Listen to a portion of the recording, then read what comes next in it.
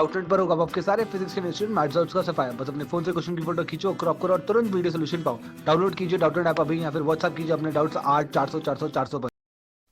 इस क्वेश्चन में हमें दिया गया है कि 12 wires each having resistance R joined to form a cube as shown in figure. Find the equivalent resistance between the end of a face diagonal such as A and सी।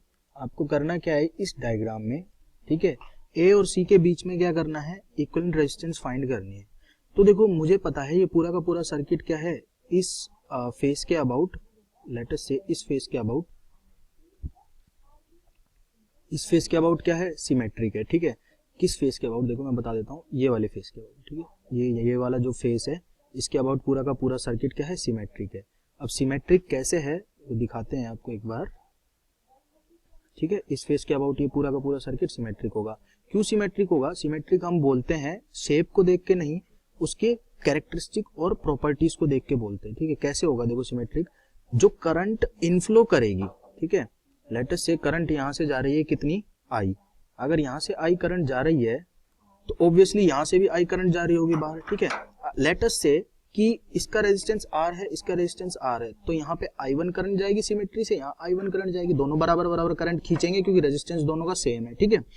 यहाँ पे कितनी करंट जाएगी, यहाँ पे जो करंट जाएगी उसको मैं मान लेता हूँ I माइनस 2I1, ठीक है। बची हुई करंट इधर चली जाएगी, ठीक है। अब देखो यहाँ चलेगी, यहाँ चलेगी, यहाँ भी I1 करंट जाएगी, यहाँ भी I1 करंट जाएगी, ठीक है। और ये जो करंट जा रही है ये ऐसे घूम के पूरी यहाँ से I माइनस 2I1 होके चली जाएगी, ठीक है। यानी कि इन दो वायर से कोई करंट पास नहीं करेगी। इसके अबाउट सिमेट्रिक है पूरा सर्किट, तो इन दो वायर्स को मैं क्या कर सकता हूँ, इन दो वायर्स को इस सर्किट से निकाल सकता हूँ, ठीक है। तो इन दो वायर्स को अगर मैं सर्किट से निकाल दूं तो सर्किट कुछ ऐसा बन जाएगा, देखो इस तरह से, राइट। ये बन जाएगी आपकी ये वाली फेस, ये पॉइंट हो गया, अगेन ये वाला पॉइंट और ये वाला पॉइंट और this point and this point, और उसके बाद ये वाला पॉइंट, ठीक है।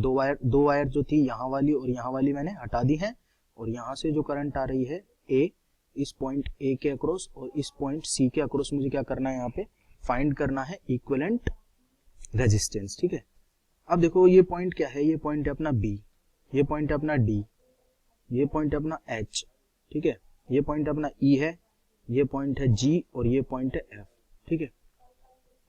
अब क्या करेंगे, अब देखो इसकी रेजिस्टेंस आर है, इसकी आर है, तो इन दोनों की कितनी होगी 2R, इसकी आर है, इसकी आर है, इन दोनों की होगी 2R।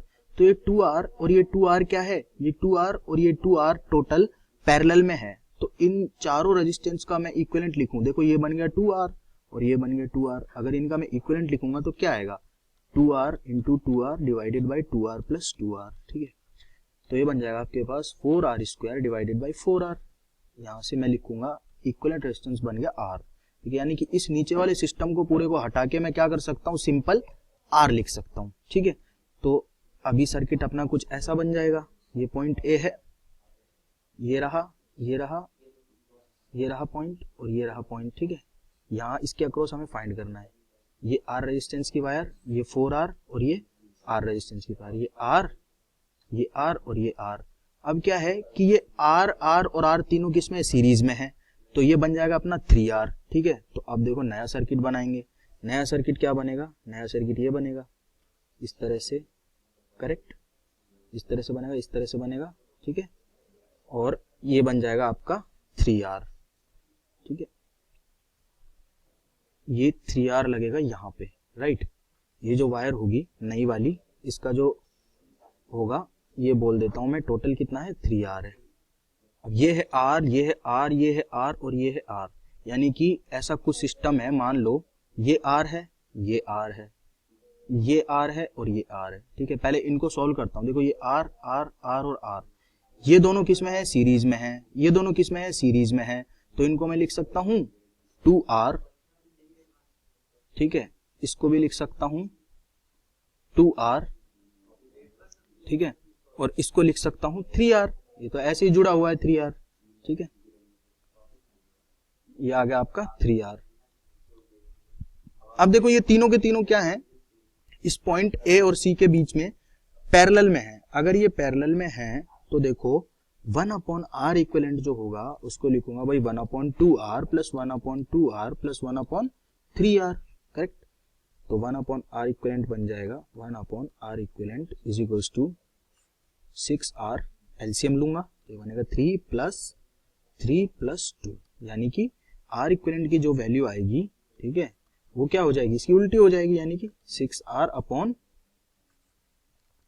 8r, यानी कि 8 r नहीं आएगा नीचे, 8 आएगा सिर्फ, यानी कि ये बन जाएगा आपका 3r/4, ठीक है। तो किसी भी सिमेट्रिक सर्किट का अगर आपको रेजिस्टेंस फाइंड करना है तो ये तरीका आप फॉलो कर सकते हैं।